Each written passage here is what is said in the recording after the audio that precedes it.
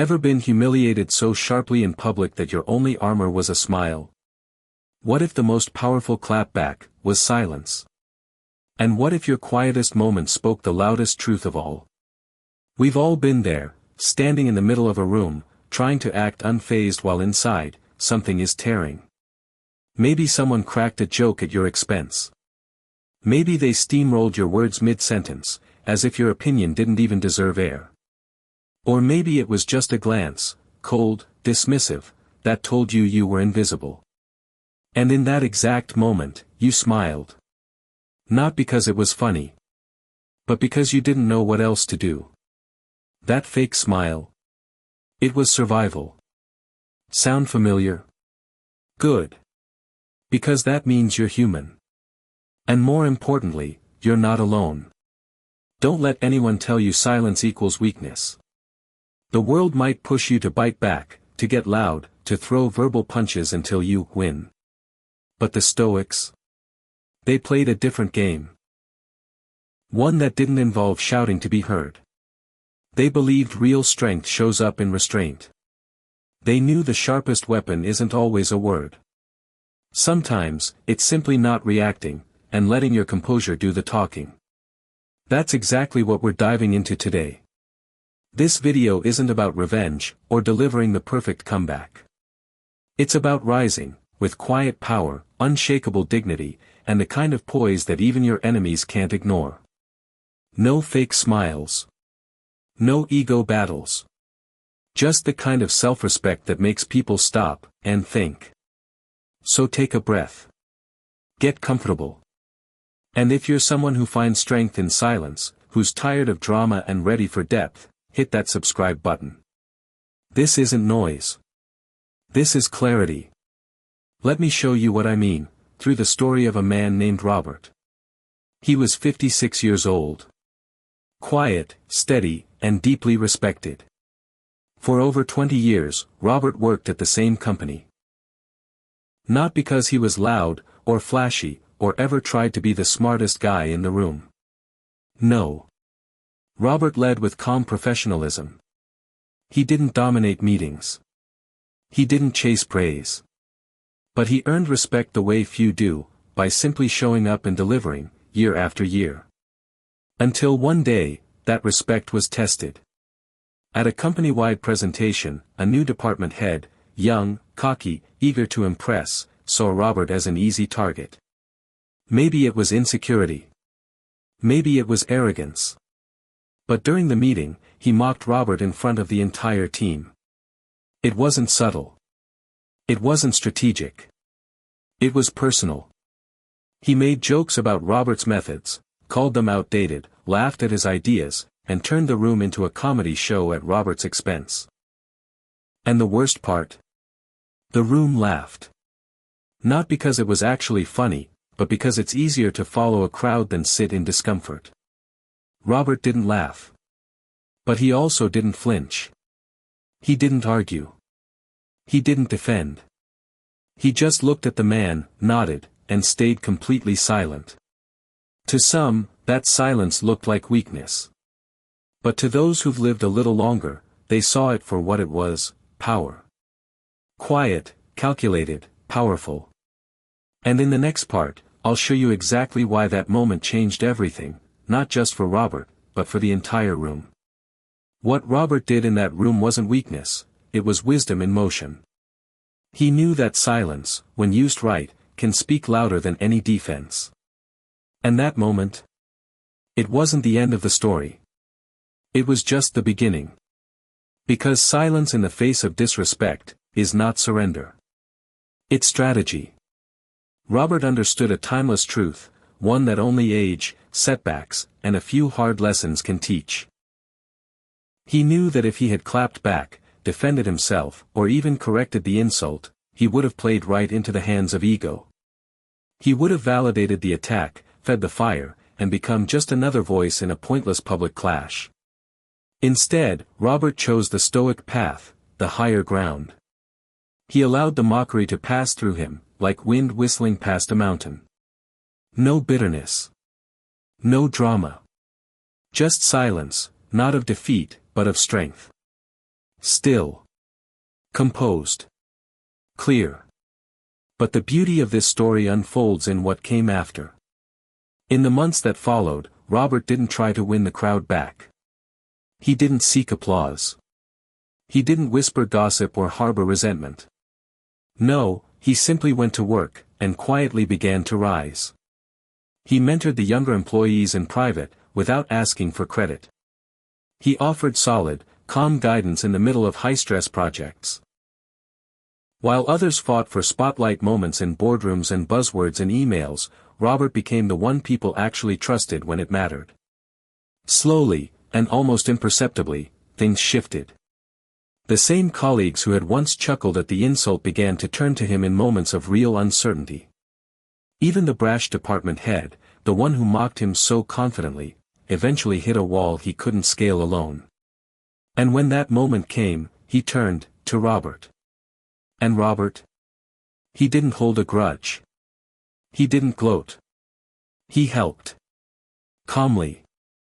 Professionally. Like a man who had nothing to prove, because he didn't need to. And here's the thing, this story isn't rare. If you've lived long enough, chances are you've either been Robert, or you've known someone like him. Someone dismissed. Overlooked. Laughed at, not because they lacked skill, but because they didn't play the game of ego. And yet somehow, they rose. Not through grand speeches. Not through revenge. But through quiet consistency. Through steady presence. Through character. That's the kind of power Stoic philosophy reveres, not the loud, attention-hungry kind, but the calm, immovable kind. Because real respect isn't won in moments of heat.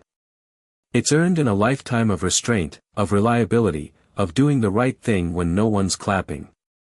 Think about it, how many times have you bitten your tongue, not because you couldn't respond, but because you chose not to? How often have you walked away from someone trying to drag you into a battle, not because you were running, but because you were protecting your peace? Those moments may not be visible to the crowd. But they are the markers of true strength. They shape the person you're becoming. Stoicism doesn't ask you to feel less. It asks you to wield those feelings. To turn anger into focus. Shame into understanding. And disrespect into a deeper foundation. So the next time someone tries to embarrass you in front of others, remember this. Don't give them the show. And as we move forward, let's uncover what it really means to carry this kind of quiet power in everyday life. So instead of giving them the reaction they crave, choose the path of quiet growth, the kind that doesn't announce itself, but becomes impossible to ignore. Let your transformation speak for itself. Let your progress whisper what your pride doesn't need to shout. Because when someone mocks you in public, their goal is simple, to trap you in that moment. To freeze your identity in the eyes of others as the punchline, the failure, the defeated. But you have a choice, don't let them. Don't be defined by a single, petty moment. Define yourself over time, with discipline, with steady presence, with a sense of purpose that doesn't bend. Let your story, just like Robert's, become the kind of revenge that doesn't roar, but echoes for years in the silence after your success. Now let's talk about something even more powerful. 2. Publicly ignore them. There are few things in life more quietly devastating than deliberately ignoring someone who once tried to humiliate you, not out of spite, but from strength. This isn't about being cold or bitter. It's about reclaiming your dignity without even saying a word. And the real impact? It doesn't happen behind closed doors. It lands in public, in front of the same people who once watched you get insulted. That silence. It's not just the absence of noise. It's a statement.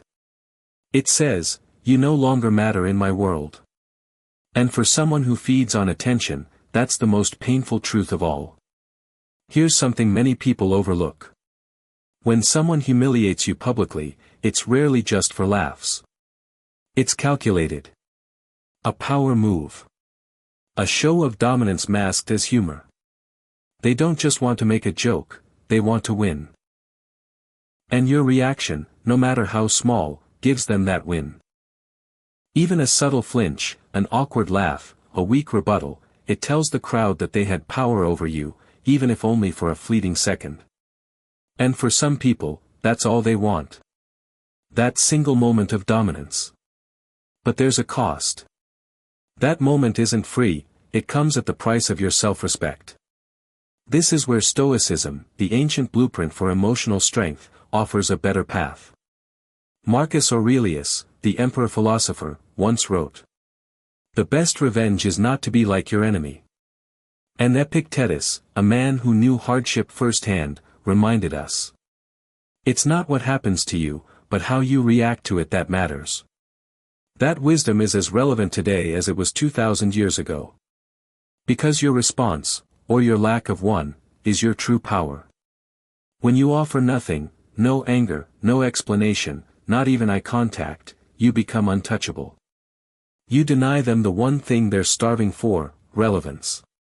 And you've probably seen this play out before, haven't you? Maybe at work, when a colleague made a snide remark in front of the team, a not-so-subtle jab meant to belittle you. Or at a family dinner, when someone threw a joke your way, wrapped in the excuse of just being honest. And maybe, just maybe, you didn't respond. Not because you didn't have words.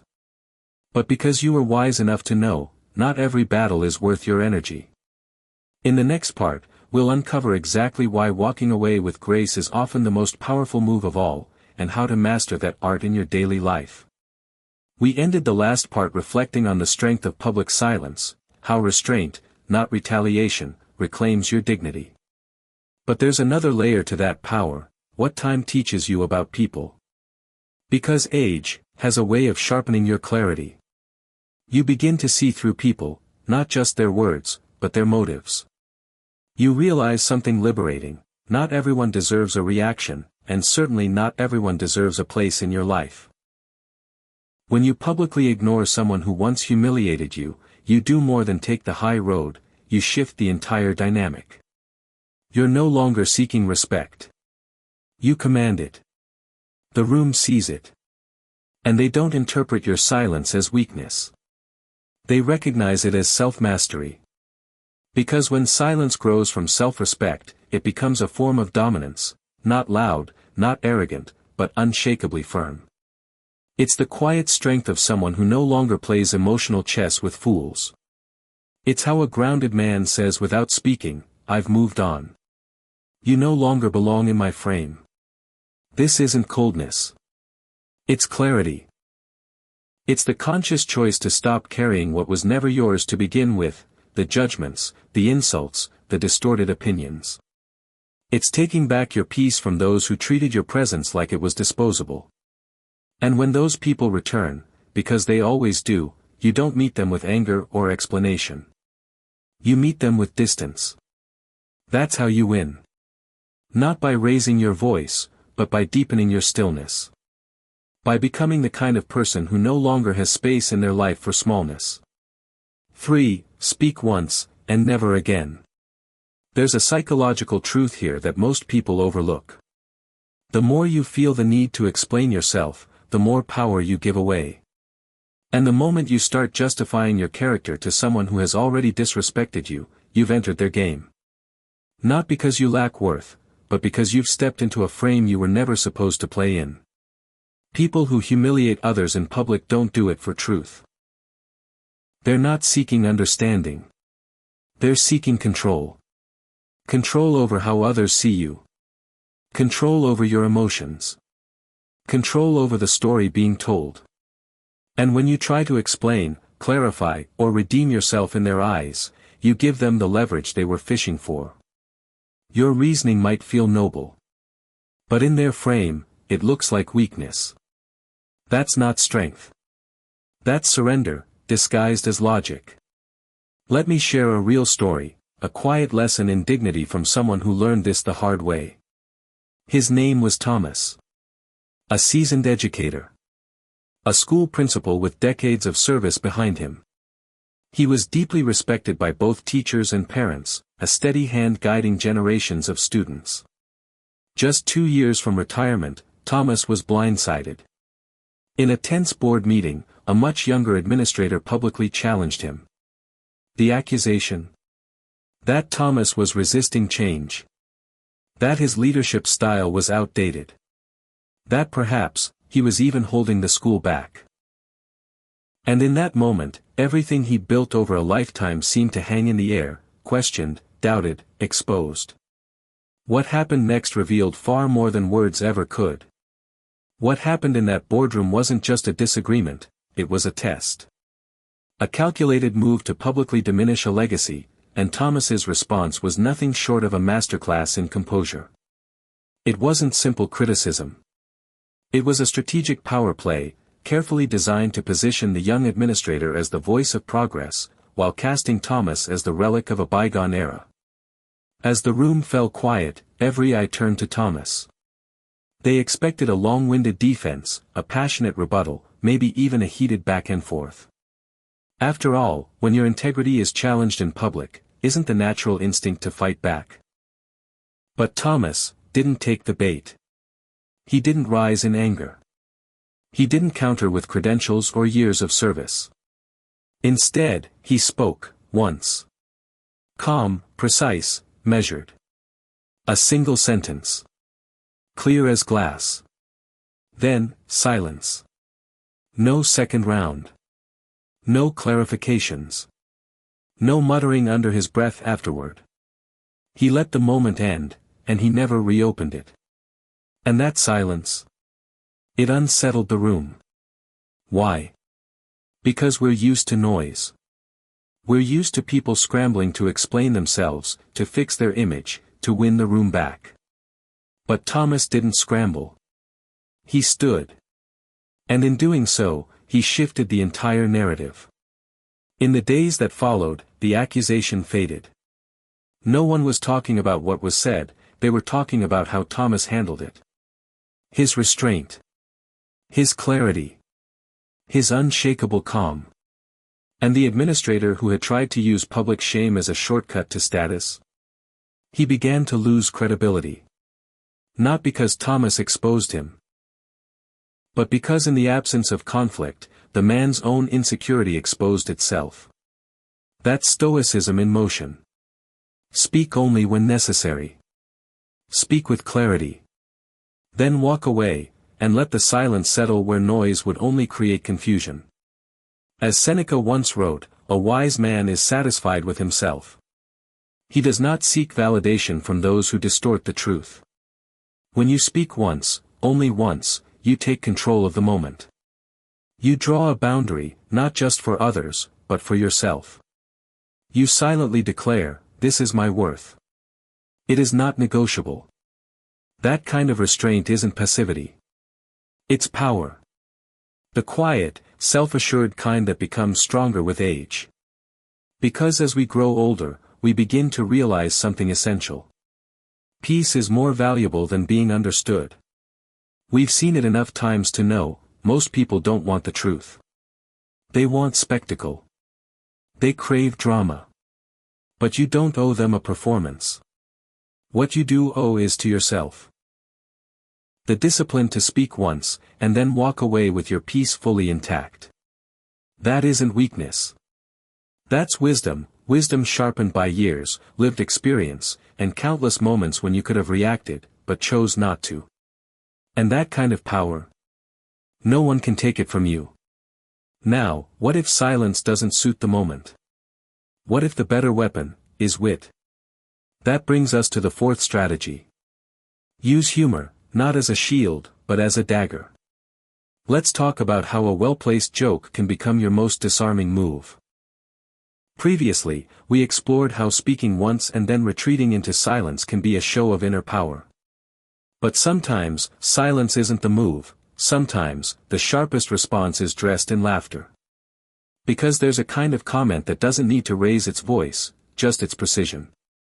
A calm, razor-edged remark delivered with perfect timing can slice through the tension of a room and place the spotlight exactly where it belongs, not on you, but on their insecurity. You don't need to explode. You don't need to explain.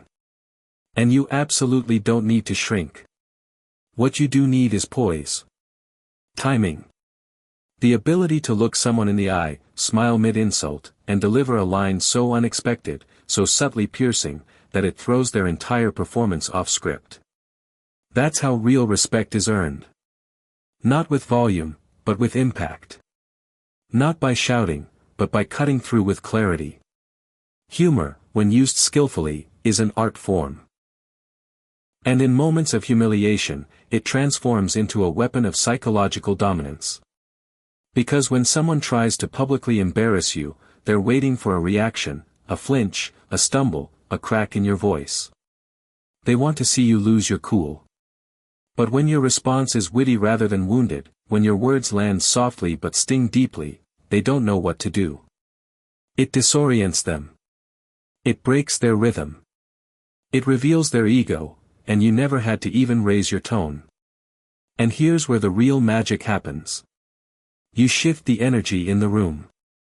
The crowd that was ready to enjoy a spectacle, now turns their attention to you. Not out of pity, but out of respect. They see confidence, not confrontation. And confidence, in the face of subtle disrespect, is magnetic. When you take an insult and flip it, not into an attack, but into a clever punchline, you win the moment. Not just the moment, but the memory. Because a smart jab doesn't need to be cruel to be effective. It just needs to be true. True enough to reveal that their attempt to undermine you. It backfired, spectacularly. And here's the brilliance of it all. The moment passes, but the impression lingers. People remember humor. They replay it in their heads. They quote it to others. It stays with them, long after the laughter fades. And the one who thought they had control? They start to feel the sting in silence, long after the room has moved on. That's not just a clever comeback, that's reputation building. And no, this isn't about being petty. It's not about revenge or trying to score cheap points. It's about control, the kind of stoic control that masters emotion, even in high-pressure moments. It's the art of choosing strategy over sensitivity. Of reminding yourself, and everyone watching, that you don't need to fight for your worth. You already know it. And in the next part, we'll explore the fifth strategy, one that may seem counterintuitive at first, but can completely change how you rise from disrespect. Previously, we explored how humor, used wisely, can disarm and dominate, not through cruelty, but through clarity. Now, we shift to something even more personal, not just how you handle your enemies, but how you respond to the people who stood by and watched. In a world where people test boundaries for sport, you don't win by folding under pressure. And you certainly don't win by shouting over the noise. You win by doing the unexpected, by smiling, striking only when it matters, and moving forward as if nothing ever happened. Because to you, it didn't. You kept your rhythm. You kept your self-respect. You never broke stride. And in that quiet resilience, you sent a message to everyone watching. True strength doesn't bark. It laughs, and walks away. 5. Cut off anyone who laughed with them. There's a timeless piece of wisdom from Seneca: associate with those who will make a better man of you. Welcome those whom you yourself can improve. Let's take a moment to be brutally honest. When you're publicly humiliated, your eyes naturally lock onto the person who delivered the blow. That's the obvious villain. But if you look just a little wider, to the edges of the room, you'll see something even more painful: the quiet ones. The ones who chuckled. Who smirked. Who looked away. And in that moment, revealed something far more lasting than the insult itself: betrayal. Because disrespect from an enemy? That's expected. But silence from someone you once broke bread with? That cuts deeper, straight into the bone. These are the people who smiled with you yesterday, but shrank when it counted. The ones who once called you brother, sister, friend, but the second things got uncomfortable, they chose convenience over character. Let's be clear, that's not a moment of weakness. That's a decision. See, when someone tries to tear you down in public, sure, they may be acting out of their own insecurity. That's on them. But the people around you, the ones you trusted, the ones you sat beside in quieter moments, when they laugh along or, worse, stay silent. They're showing you something crystal clear, exactly where they stand. And if you're wise, you'll believe them the first time. You don't need to confront them. You don't need to stage a dramatic fallout or demand apologies. You simply need to remember this: silence is never neutral. In moments of tension, silence is a side. And that's where boundaries are born, not in theory, not in hopeful conversations, but in quiet action. When someone laughs at your pain, no matter how subtle the joke, that laugh isn't harmless. It's a form of agreement. A nod that says, "I'm okay with this." Because let's face it, people don't laugh at things that make them uncomfortable unless they secretly enjoy it. Or they're just protecting their own social standing. Either way, it's not loyalty. And if you let those people stay close, you're not just forgiving them. You're training them. You're teaching them that your boundaries are flexible. That your standards are suggestions. And here's the truth no one likes to admit: most of those people won't come back to explain themselves. They won't apologize. Not because they forgot, but because they remember. They know exactly what they did. And they know you saw it too. But if you act like it never happened, if you keep inviting them in, trusting them, laughing with them again, you're not rebuilding trust. You're slowly chipping away at your own power. Now, let's talk about how to protect that power, and how strategy, not emotion, becomes your greatest shield when dealing with calculated humiliation. In the last part, we talked about the subtle betrayals. Those who stayed silent, those who laughed, those who revealed where they truly stood when you needed them most. Now comes the choice: will you continue entertaining people who treated your pain like a joke, or will you reclaim your worth through quiet separation? Because every time you smile back at someone who smirked while you were bleeding, you're sending a message, not just to them, but to yourself. You're teaching them that your presence is cheap. And when your presence feels cheap, your value starts to fade in their eyes. They won't say it. But they'll treat you differently. They already have. This isn't about bitterness. It's about clarity. Cutting someone off doesn't mean you wish them harm. It means you finally wish yourself peace. It's the decision to stop carrying the weight of people who only show up when the spotlight flatters them, but vanish when the shadows grow long. Because here's the truth. The ones who can't stand beside you in moments of discomfort don't deserve to stand beside you in moments of celebration. Your circle doesn't need to be big. It needs to be strong. Tight. Loyal. Forged not in convenience, but in character.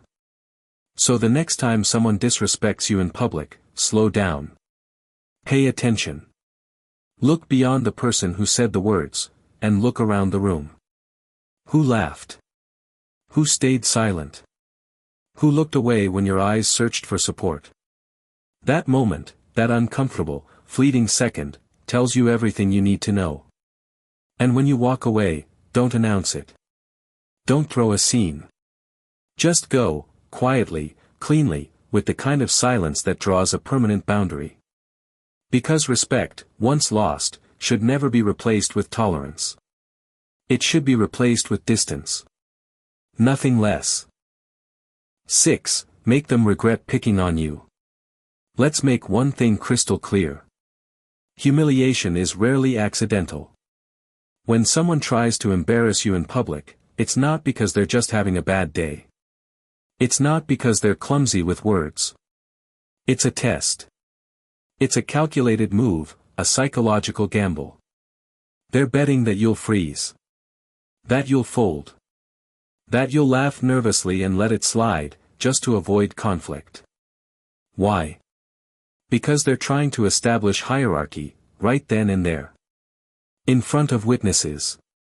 And your reaction, or your silence, determines the outcome. But here's what they never expect. They don't expect your silence to turn into strategy. Your stillness to become strength. That's when the narrative flips, not through angry retaliation, but through powerful transformation. You don't raise your voice. You raise your standard. You don't beg for respect. You become undeniable. The goal isn't to argue. It isn't to defend or explain or beg for fairness. The goal is to rise, so far, so high, that the same people who mocked you are left choking on the dust in your wake. This is the essence of Stoic wisdom. Not to pretend the pain never existed, but to alchemize it into something greater. Epictetus once said, "Difficulties show men what they are." So when you're humiliated, don't collapse. Don't flinch. Observe. Absorb. Then evolve. And remember, evolution is the ultimate response. Not the loud, boastful kind. But the silent, steady, relentless kind. The kind no one sees coming, until it's too late. Because the best comebacks are built in silence. In the next section, we'll explore exactly how to carry that silent transformation with you, so powerfully, they'll never dare test you the same way again. Previously, we explored how the most powerful revenge isn't loud, it's built in silence. Not in confrontation, but in transformation. Now we arrive at the part most people never see. The work done in the dark, where legacies are quietly forged. Because it's in the late nights and early mornings. Behind closed doors, where no one claps, and no one is watching. That you outgrow the version of yourself they thought they had humiliated. You rise not through applause, but through discipline. You sharpen your skills. You strengthen your body. You fortify your mind. You stop chasing validation, and instead, start building a path so unique, so elevated, they simply can't follow. And here's the part they never expect. There is nothing more unsettling to someone who once mocked you, than watching you thrive without their permission. No, you don't need to block them. Let them watch. Let them scroll through your progress in silence, fists clenched, pride bruised. Let your consistency be the monologue they never anticipated. The best revenge isn't cold, it's undeniable. It's walking into rooms they tried to keep you out of. It's hearing your name mentioned in conversations they're no longer invited to. It's showing up, again and again, until your success becomes their quiet regret. And forget the old saying that you should forgive and forget. Forgiveness? That's for peace. But memory? That's for growth. Because when someone tries to bury you in shame, you don't forget the shovel they used. You remember it. Not to dwell in pain, but to use it as fuel. You remember how it felt, not to play the victim, but to ignite your discipline. Pain, when wisely harnessed, doesn't leave a scar. It builds muscle. It makes your focus sharper. You turn insults into energy. And one day, without uttering a single word, you walk back into the room. Not to seek revenge. Not to prove anything. But so elevated, so poised, so unmistakably composed, that the room notices. Every eye finds you. Every mouth that once mocked you, goes silent. That's how you win. Not by playing their game. But by rewriting the rules. You don't just prove them wrong, you make them irrelevant. Because by the time they realize what you've become, you'll be so far beyond their reach. All they'll have left is the memory of the moment they underestimated you. And that memory? That's their punishment. 7. Stand on your standards. Let's get something straight. When someone humiliates you in public, it's rarely just a joke. It's a measurement. They're testing you. They want to see how much disrespect you'll tolerate before you actually do something about it. They want to know. Is your dignity real? Or is it just something you post about, something you say when it's easy, but abandon when it gets uncomfortable? And in the next part, we'll dive deep into how standards, not speeches, define the lines no one dares to cross. Previously, we explored what it means to evolve quietly, to let your growth speak where your voice no longer needs to. But what happens in the exact moment someone tests your dignity in public? That moment becomes the turning point, not just for them, but for everyone watching. Because in that split second, your silence or your stand will decide how people treat you moving forward. Not just the one who humiliated you, but the entire room. And that's exactly what happened to Elijah. Elijah was always the quiet one in the group, thoughtful, kind, the type who laughed at everyone's jokes just to keep the peace. Even when the jokes came at his expense, and they often did. There was one guy in the circle, Aaron. The habitual line stepper.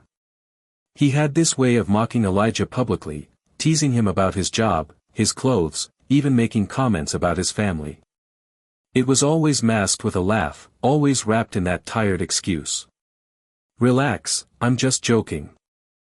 And Elijah did relax, for years. He brushed it off. Convinced himself it wasn't worth the fight. Told himself keeping the peace was more important than confronting disrespect. But one night, that changed. They were out for a birthday dinner. The restaurant was buzzing, the vibe playful, and as expected, Aaron crossed the line, again. This time, he didn't just tease. He brought up something Elijah had once shared in private, something deeply personal, and turned it into a joke in front of the entire table. Some people laughed, nervously. Others laughed too hard. But Elijah? He didn't laugh at all. He didn't crack a smile. He didn't play along. He simply looked up from his plate and, with a calm voice and steady gaze, said, "That'll be the last time you ever speak to me like that." No shouting. No dramatic scene. Just a sentence. A boundary. He paid his part of the bill. Stood up. And walked out. No texts. No follow-up messages. No need to explain. Just silence. And a shift in the room's entire energy. Days passed. Then weeks. Group chat started going quiet. Invitations dried up. And slowly, one by one, people began gravitating toward Elijah. Not because he asked for validation. But because he drew a line, and didn't flinch. His silence didn't scream. It echoed. Because while everyone remembered the joke, what they really remembered was the stand. That's the power of standards. They don't need to be broadcast. They just need to be enforced. When you cut someone off for crossing a boundary, it's not cold. It's clarity.